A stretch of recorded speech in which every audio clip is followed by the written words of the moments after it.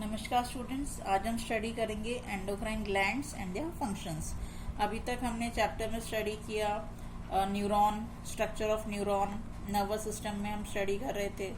उसके बाद में हमने स्टडी किया 3 different types of neuron, sensory neuron है, मोटर न्यूरॉन है, रिले न्यूरॉन है।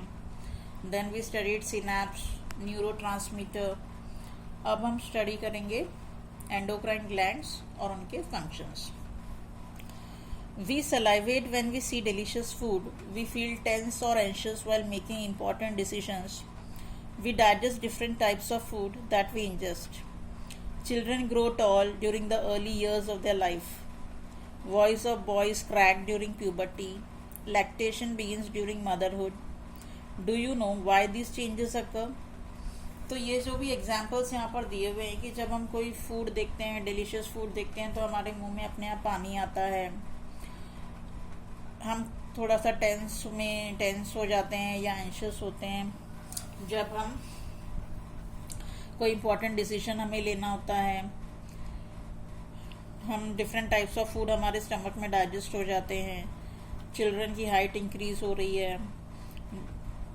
देन प्यूबर्टी में गर्ल्स में चेंजेस आ रहे हैं, बॉयज़ में चेंजेस आ रहे हैं, बॉयज़ की वॉइस क्रैक हो रही है। देन जब कोई फीमेल बर्थ देती है छोटे बच्चे को, फिटस को, यंग वन को, तो उसके बाद में लैक्टेशन स्टार्ट होता है, वो फीड कराती है। तो ये सब चेंजेस कैसे होते हैं, ये सब चेंजेस हमारे बॉडी में कौन कंट्रोल करता है, इन सब की फंक्शनिंग क्या है, क्या कोई दूसरा सिस्टम है हमारी बॉडी में जो ये कॉम्प्लेक्स फंक्शनिंग को गवर्न करता है। तो ये हमें स्टडी करना है। तो ये सबसे इम्पॉर्टेंट है हार्मोन्स। तो हार्मोन्स क्या होते हैं? हार्मोन्स होते हैं केमिकल मैसेंजर, केमिकल सब्सटेंस जो कि रेगुलेट करते हैं हमारे बॉडी के फिजियोलॉजिकल प्रोसेस। ये ग्लैंड से सिक्रीट होते हैं। Regulation of the physiological process, control करना, कोऑर्डिनेशन करना, तो ये हार्मोन्स का काम है और ये एंडोक्राइन सिस्टम परफॉर्म करता है। नर्वस सिस्टम में हमने न्यूरॉन पढ़ा था।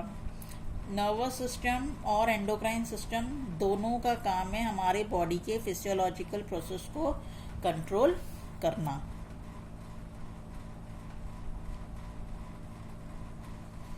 अब कैरेक्टरिस्टिक्स हार्मोन्स की। हार्मोन्स के बारे में हम क्या जानते हैं?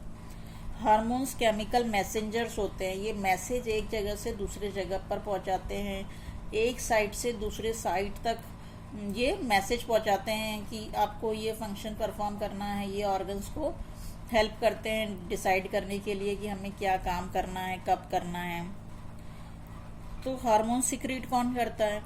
हार्मोन सिक्रीट करते हैं लिविंग सेल्स, टिश्यूज, ऑर्गन्स, जिन्हें कहा जाता है ग्लैंड्स।